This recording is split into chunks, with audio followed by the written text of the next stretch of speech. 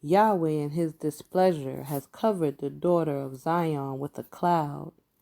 He has cast down from the heavens to the earth the comeliness of Israel, and has not remembered his footstool in the day of his displeasure. Yahweh has swallowed up without compassion all the pastures of Jacob. In his wrath he has thrown down the strongholds of the daughter of Yehudah. He has brought them down to the ground. He has profaned the reign and its rulers. In the heat of displeasure, he has cut off every horn of Israel.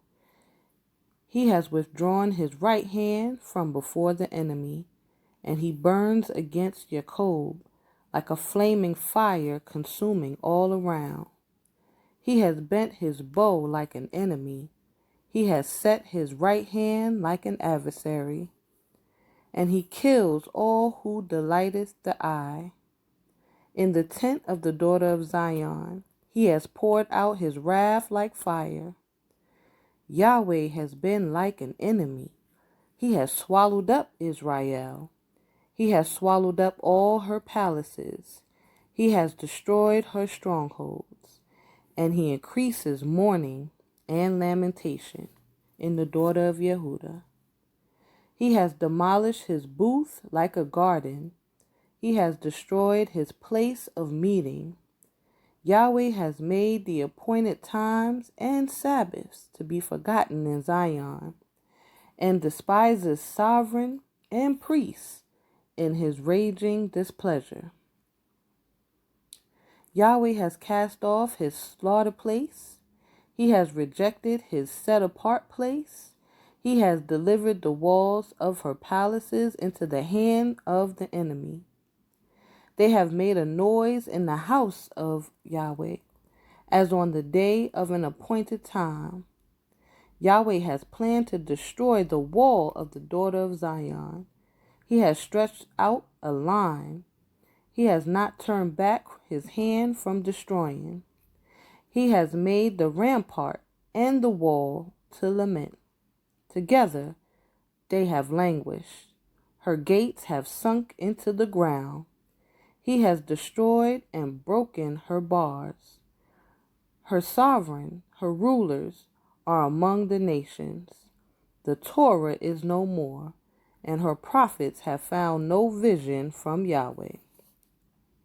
The elders of the daughter of Zion sit on the ground and are silent. They have thrown dust on their heads. They have girded themselves with sackcloth. The maidens of Jerusalem let their heads hang to the ground. My eyes are spent with tears. My inward parts ferment. My bile has been poured on the ground because of the destruction of the daughter of my people.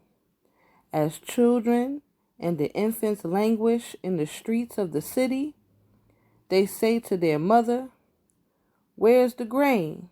And where's the wine?" And they languish like the wounded in the streets of the city, as their life is poured out in their mother's bosom. How shall I admonish you? To what shall I compare you, O daughter of Jerusalem? To what shall I liken you to comfort you, O maiden daughter of Zion? For your breach is as great as the sea. Who shall heal you?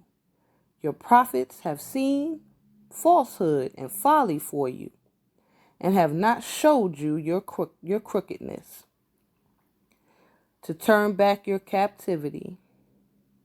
But their vision for you are false and misleading messages. All who pass by have clapped their hands at you. They have whistled. They have shaken their heads at the daughter of Jerusalem. Is this the city that is called the perfection of loveliness, the joy of all the earth? All your enemies have opened their mouth against you. They have whistled, they have gnashed their teeth. They say, "We have swallowed her up." This is certainly the day we waited for. We have found it. We have seen it. Yahweh has done what he planned. He has filled his word, which he commanded in the days of old. He has torn down without compassion. He has let your enemy rejoice over you. He has exalted the horn of your adversaries. Their heart cried out to Yahweh. O wall of the daughter of Zion, let tears run down like a river day and night.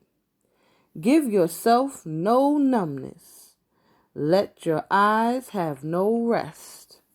Arise, cry out in the night. At the beginning of the watches, pour out your heart like water before the face of Yahweh. Lift your hand towards him for the life of your young children who languish from hunger at the head of every street. See, O Yahweh, and look attentively, to whom have you done this? Should the woman eat their offspring, infants of a handbreadth? Should the priest and prophet be killed in the set-apart place of Yahweh? Young and old lie on the ground in the streets. My maidens and my young men have fallen by the sword. You have killed them in the day of your displeasure. You have slaughtered without compassion. Would you proclaim as in a day of appointed time the fears that surround me? And no one escaped or survived in the day of the displeasure of Yahweh. Those whom I've nursed and brought up, my enemy has destroyed.